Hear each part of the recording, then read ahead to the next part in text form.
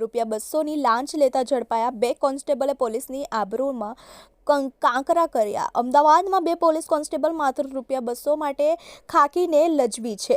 વટવા વિસ્તારમાં આ 2 constable home guard સાથે મળીને ₹200ની લાંચ લેતા રંગે હાથ ઝડપાઈ ગયા છે।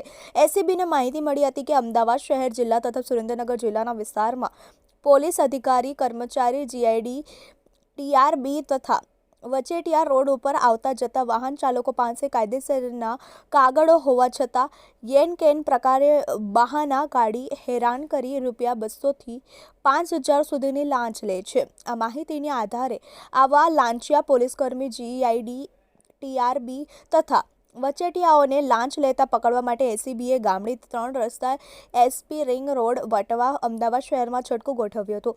એસીબીએ એક જાગૃત નાગરિકને વાહન ચાલક તરીકે મોકલ્યો હતો। આ દરમિયાન આ 2 કોન્સ્ટેબલ તથા એક હોમગાર્ડ હેતુલક્ષી વાતચીત કરી ₹200ની લાંચની માંગણી કરી હતી। આ દરમિયાન એસીબીએ ત્રણેયને લાંચ લેતા રંગે હાથ ઝડપી પાડ્યા છે।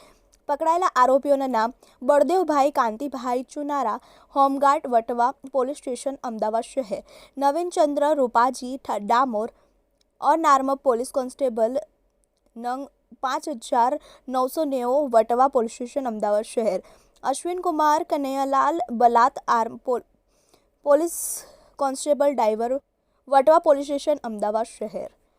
Bureau report, TV18 news, Ahmedabad.